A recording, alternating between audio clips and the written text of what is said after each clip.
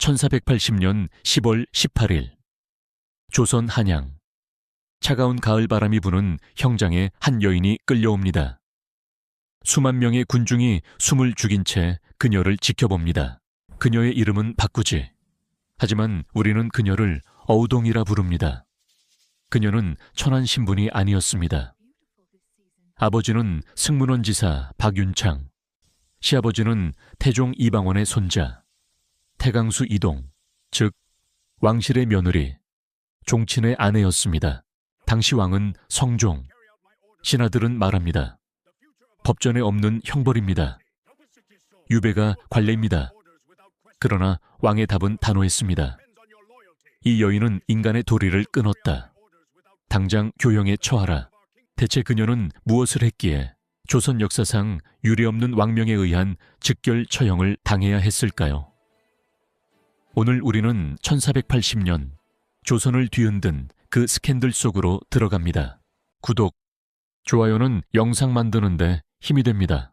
사건 발생 4년 전 1476년 비극은 결혼에서 시작됩니다.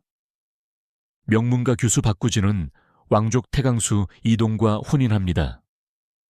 그러나 남편은 그녀를 사랑하지 않았습니다. 그의 마음은 기생 영영비에게 가 있었습니다. 결국 그는 아내에게 누명을 씌웁니다. 은그릇을 만드는 장인의 냄새가 난다. 조선 사회에서 이는 치명적인 말이었습니다. 외간 남자와의 부적절한 관계를 암시하는 말이었기 때문입니다. 증거는 없었습니다. 그러나 결과는 분명했습니다. 어우동은 소박을 맞고 친정으로 쫓겨납니다. 당시 조선에서 버림받은 여인에게 허락된 삶은 많지 않았습니다. 침묵하며 살거나 존재를 지우거나 혹은 스스로 생을 끊는 것. 그러나 어우동은 그 어떤 길도 택하지 않았습니다.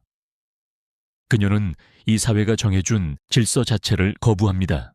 1477년 무렵부터 한양에는 기이한 소문이 돌기 시작합니다. 밤이 되면 남장을 한 여인이 거리를 다니며 사람들을 만난다는 이야기. 그 중심에는 어우동과 그녀의 여종이 있었습니다. 그녀가 만난 사람들은 특정 계층에 한정되지 않았습니다. 왕족, 과거 급제자, 관리, 기술자, 그리고 평범한 백성까지. 어우동은 조선 사회가 가장 중시하던 신분의 경계를 아무렇지 않게 넘나들었습니다. 그녀에게 신분은 만남을 가로막는 기준이 아니었습니다. 그리고 그녀에게는 유난히 독특한 요구가 하나 있었습니다. 사랑을 나눈 이들에게 사랑의 증표로 자신의 이름을 새기게 했습니다. 팔에, 등에 지워지지 않는 흔적으로 남긴 이름. 이 흔적은 훗날 그녀의 삶을 끝내는 결정적인 증거가 됩니다. 1480년 성종 11년 7월 소문은 결국 조정의 귀에까지 들어갑니다. 어우동은 의금부로 압송됩니다. 그리고 신문이 시작됩니다. 그녀의 입에서 이름 하나가 나올 때마다 조정은 술렁였습니다. 그 이름들은 왕실 종친이거나 고위 관료의 자제들이었기 때문입니다. 신하들은 서로를 살폈습니다. 혹시 내 이름은 나오지 않을까? 내 집안은 안전할까?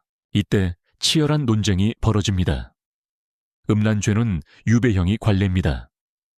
사형은 법에 없습니다. 그러나 왕의 판단은 달랐습니다. 성종에게 어우동은 개인의 일탈이 아니라 유교 질서를 무너뜨리는 상징적 존재였습니다.